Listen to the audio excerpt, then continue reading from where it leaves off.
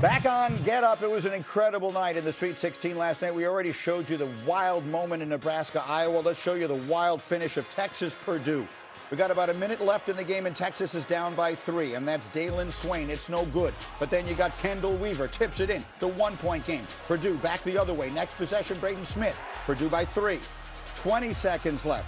Swain. What's the one thing you can't do here? You can't foul him.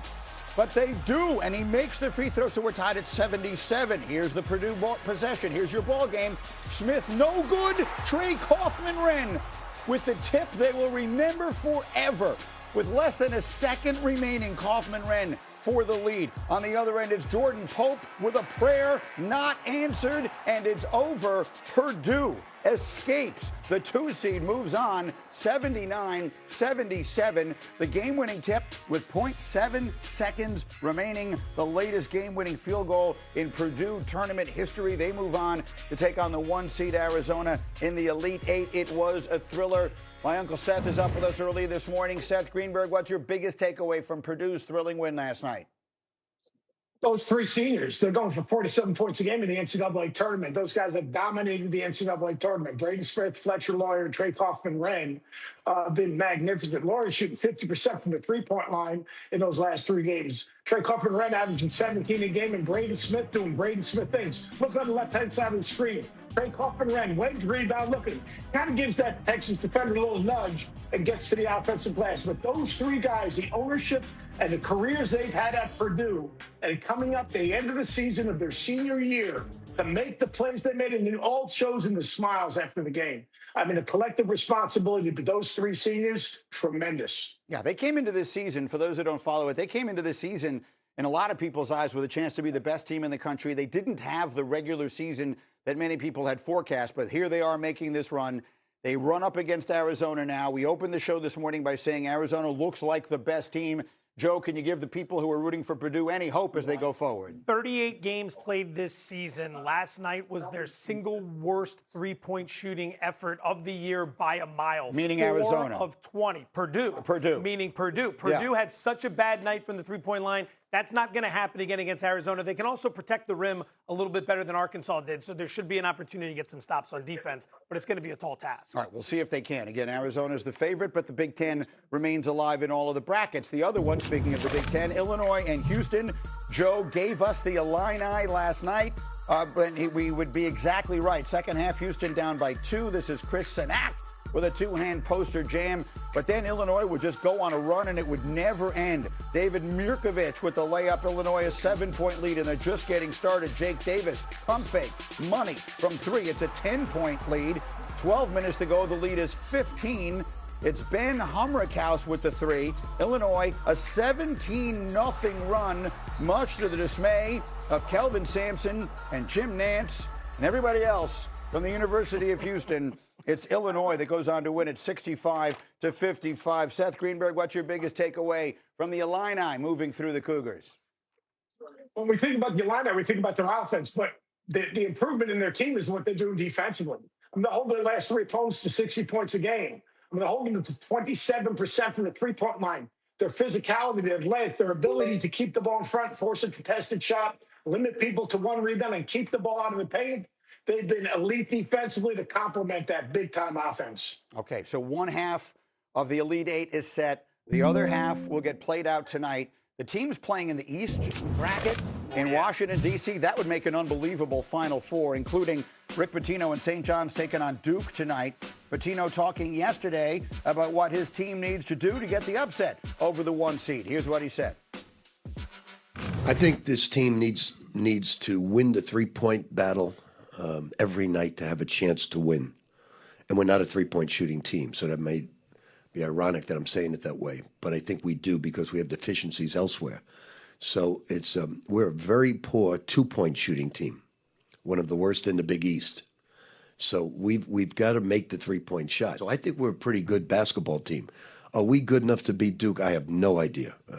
We are very hungry. But what team in the Sweet 16 is not hungry? You're 4 games away from a national championship, the dream of every athlete and every coach and every fan. It's been an awful long time since St. John's has been even in this spot. They haven't been in the Sweet 16 in this century. How do they keep it moving through the 1 seed? Seth Greenberg, give me the tape. They got to make it a rock fight. They got to win with their defense. They got to win by getting extra possessions, forcing turnovers, getting to the offensive glass, getting to the free throw line. And this tape will show you right here. They have the ability to switch. They're going to switch right up the line. That's who be extra for guarding Caden Lewis. He's a point guard. Watch him move his feet. Watch how physical they are. Deny a ball reversal. Pressure on the ball. Pressure on the ball. They force a turnover. Those turnovers, if they're live ball turnovers, are turnovers for touchdown. If they score, get into the pressure. Dylan Mitchell on the ball. They deny the inbounds pass. Only one point guard for Duke. Deny, get a deflection, score out of their defense. The physicality, the toughness. Great offense out of your defense. And right here, you're going to just see a really nice job. Now look at Zubiachi for physicality. This is physicality. You know what he says? Give me that. That's mine. And he just rips the ball out of Tarris Reed's hands. The ability to give an extra effort. They're up like 20-plus points. A minute 43, the game is over. Look at Yetchifar and look at Dylan Mitchell. This is St. John's basketball. Look at them sprint back, get in the play, get the deflection, get the steal. Be the hardest playing, toughest team. Be physical. Create extra possessions. Sniff out back screens. Nice switch right there by Etchefort. So how do they get back in this game?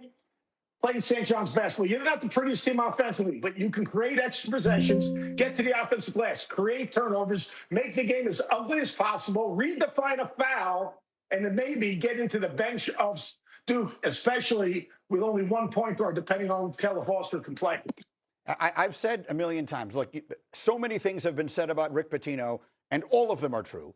But the one thing I've said is if I had to win one game in college basketball and I could have any coach I've ever seen coach it, I think I would take Rick Pitino to do it. You've just given us the game plan. What did you make of him, the way he was talking there? We need to make threes. We're a terrible two-point shooting team. What did you take away from the thoughts he was putting in his team's head leading into this game? Well, they got to make some shots to get into the pressure. But like Rick Pitino, there's not anything he says that doesn't have a meaning behind it. Right. So basically, he said we're going to take these right shots. You know, and he's probably driving it right down their throats. I mean, you know, and if they do that, they can kick out and knock down some threes. Yeah, Sellers got to make some three-point shots, but they're not a three-point shooting team. They got Dylan Mitchell and Dylan Darling on the floor. Those guys aren't three-point shooters. They need extra possessions. They need to make this a rock fight. They need to make this a possession game and basically get Caden Boozer out of the game and force Cam Boozer to be their point guard. And then speaking of guards, we have one major X factor sort of hanging over this game with the uncertainty. Duke's coach John Shire said yesterday that their star guard Caleb Foster, who is, I think, less than 3 weeks removed from surgery on that broken foot, is a game-time decision. And there's been video all over the place of him working out with the team yesterday and all the rest of that.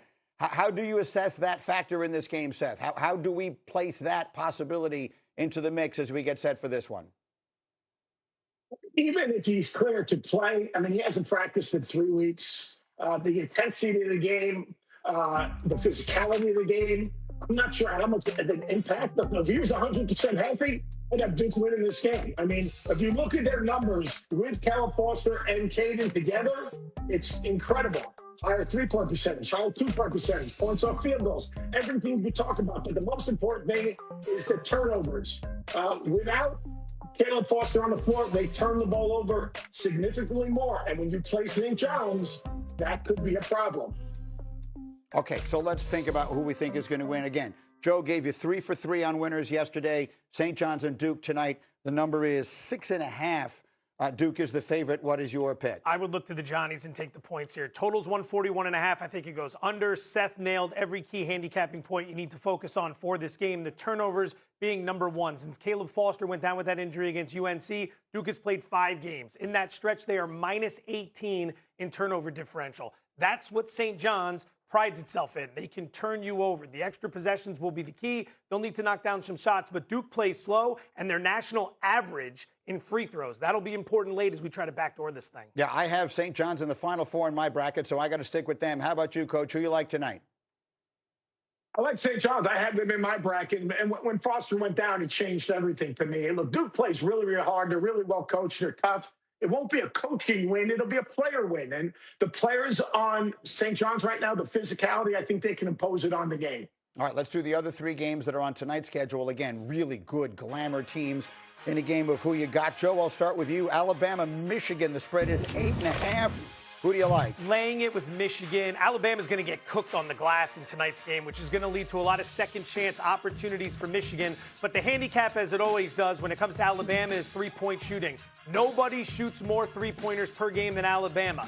They're shooting 40% from deep so far in the tourney. So not only is there some regression coming, Michigan defends the three-point line well. I like the Wolverines to cover. Tennessee and Iowa State tonight. Seth Greenberg, who you got?